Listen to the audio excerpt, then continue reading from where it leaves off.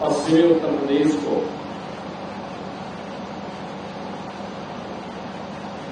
प्रयागराज से जोड़ने के लिए गंगा एक्सप्रेस वे का निर्माण करेंगे।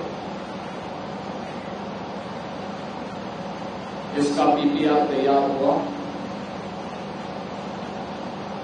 और अंततः 2020 में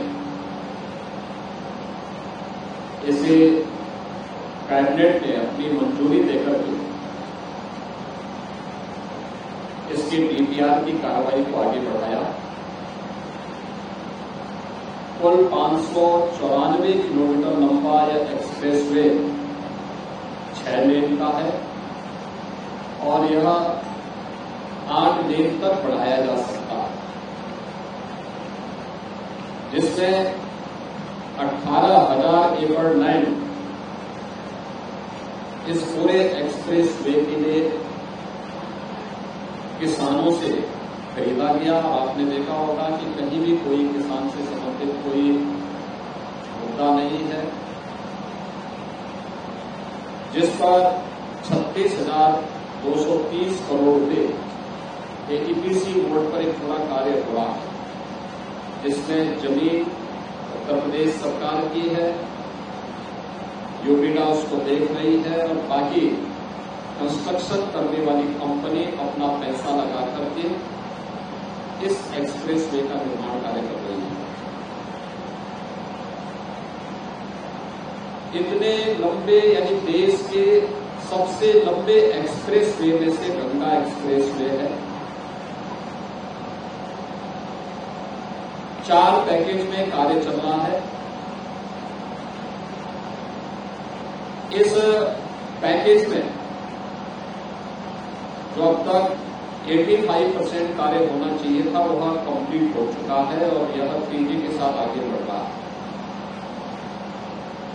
594 किलोमीटर के पूरे गंगा एक्सप्रेस वे को नवंबर तक कंप्लीट करना है। जिन संस्थाओं के साथ में उत्तर प्रदेश शासन का एग्रीमेंट है, उन्हें इस कार्य को समयबद्ध तरीके से आगे बढ़ाना है और आज इन्हीं कार्यों की क्वालिटी की जांच करने, इसका निरीक्षण करने के लिए हम लोग आज निकले हुए हैं।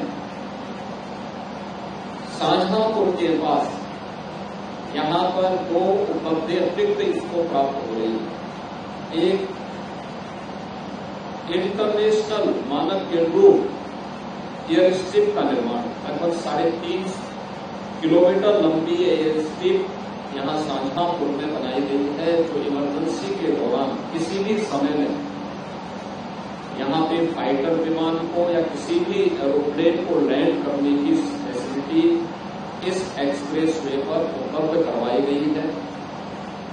हेलीपोर्ट की भी व्यवस्था इस पर हम लोग प्रस्तावित कर रहे हैं कि इमरजेंसी में कहीं पे कोई हमें एयर एम्बुलेंस की फैसिलिटी देनी हो तो उन स्थितियों में इसका उपयोग किया जा सकता है।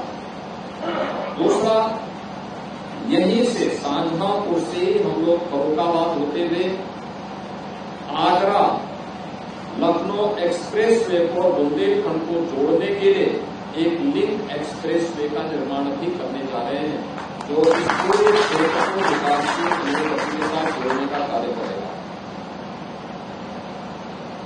इसके साथ ही गंगा एक्सप्रेस वे पर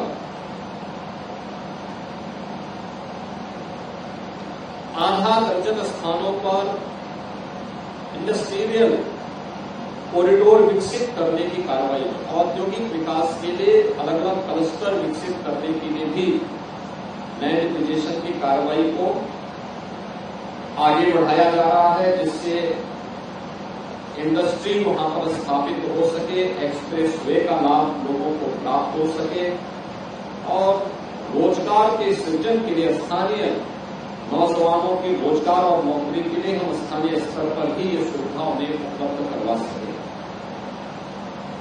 मित्रों, इंफ्रास्ट्रक्चर यह किसी भी देश के विकसित होने की पहली आधारभूत शर्त होती है। वह इंफ्रास्ट्रक्चर उस देश के स्पाइनल कॉर्ड जैसी होती है, यानी उसकी रीढ़ की हड्डी होती है। जितना अच्छा इंफ्रास्ट्रक्चर होगा उतना विकसित होने की संभावना उसके पास तीव्र होगी। और आपने देखा होगा आदरणीय प्रधानमंत्री जी के मार्गदर्शन में पिछले 10 वर्ष में देश ने प्रत्येक क्षेत्र में इंफ्रास्ट्रक्चर, रोड इंफ्रास्ट्रक्चर का हो, रेल का हो, एयर कनेक्टिविटी का हो, वाटर वे का हो या लॉजिस्टिक का हो, इन सभी में बेहतरीन प्रगति की है। और इस एक्सप्रेस वे का शिलान्यास भी 2021 में आदरणीय प्रधानमंत्री जी के कर कमलों से संपन्न हुआ था और इसी साझा पूर्णिमा कार्यक्रम हम लोगों ने आयोजित किया था।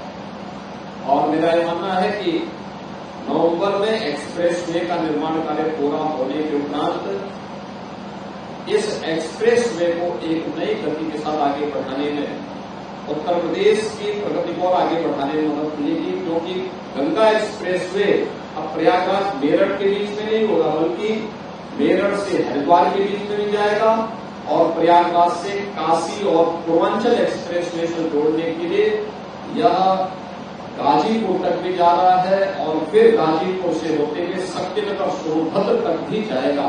इसको इस रूप में विकसित करने के लिए एक नए कार्य को हम लोगों ने महाकुंभ 2025 में प्रयागराज में निर्णय लिया है। मुझे पूरा विश्वास है कि आधुनिक इंफ्रास्ट्रक्चर उत्तर प्रदेश को देश की अग्रणी अर्थव्यवस्था बनाने में मदद करेगा। आज हम लोग इन्हीं सब कार्यों का निरीक्षण करने के लिए आए हैं, क्योंकि 2 मई को एयरफोर्स के फाइटर यहां पे लैंड करना उनका प्रस्तावित किया गया है और मुझे विश्वास है कि आप लोग सब उसका भी उस समय आनंद लेंगे। आप सबको बहुत बहुत धन्यवाद।